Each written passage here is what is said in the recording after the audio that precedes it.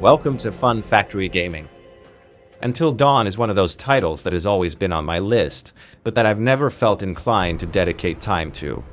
I don't know why, but I've never felt ready to embark on a horror adventure in which we spend most of our time as near spectators, making only small interventions.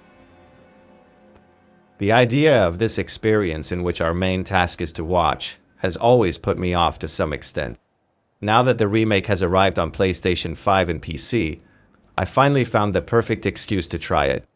This review, however, comes from someone who only played a fraction of the original title, mainly with the aim of making visual comparisons with this remake and evaluating the filmmaking choices made.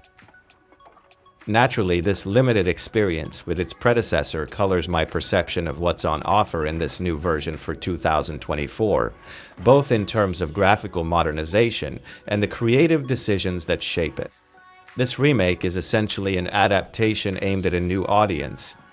The possibility of increasing the graphical quality is particularly important, as graphics play a decisive role in creating environments that come as close to realism as possible, thus intensifying the perspective and atmosphere of the game.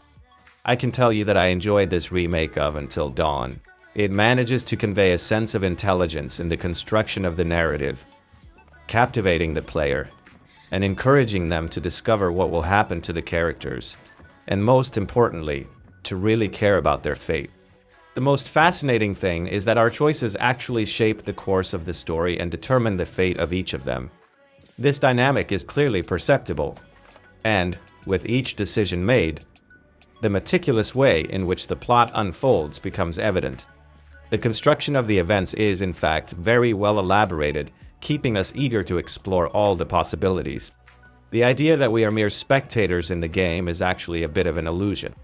Our participation is essential, as it is necessary to pay attention not only to the dialogues, but also to sudden quick time events, which can influence future choices and even lead to fatal consequences for certain characters. This need for constant vigilance transforms the experience into something more active and stimulating, where each decision can have significant repercussions on the narrative, challenging us to always be attentive and aware of the implications of our actions. The construction of the environment that supports the narrative is robust, now reinforced by the new visual possibilities. Each scenario is meticulously constructed, allowing us to situate each event in tune with the in-depth knowledge of the characters and to understand their most intimate motivations.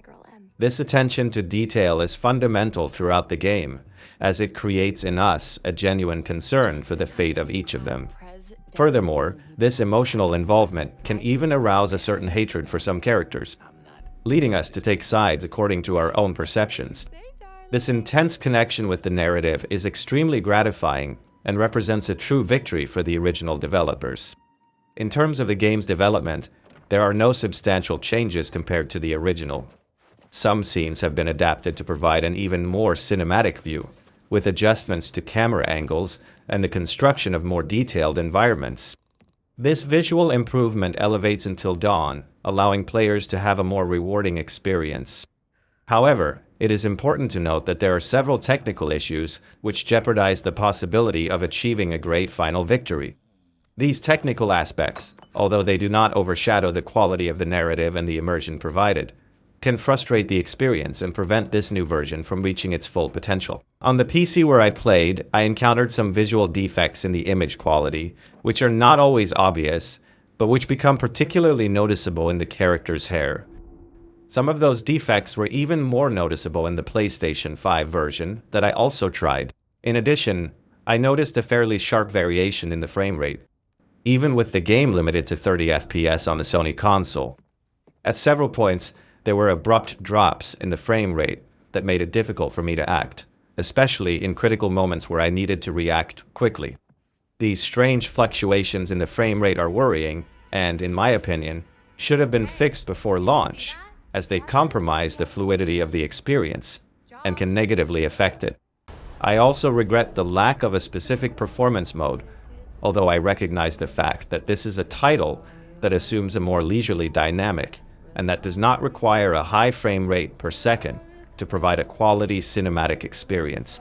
However, in moments of greater intensity, the extra fluidity would be greatly valued, making the gameplay smoother, something that would contribute significantly to the visual comfort and immediate response of those who play. In conclusion, this remake is a good reinterpretation of the original game, but it is hampered by serious technical flaws in the PlayStation 5 version, the platform I also had the opportunity to try it on. I still recommend the game, especially for those who never had the chance to try the original version. For PlayStation gamers in particular, it would be a good idea to check out your back catalog, as the 2015 version was made available on PlayStation Plus some time ago, so you may have redeemed it at the time. Please let me know if you enjoyed my video by giving it a like and leaving your comment. If you like my work, please consider subscribing to be informed about future videos. Thank you for your support and friendship.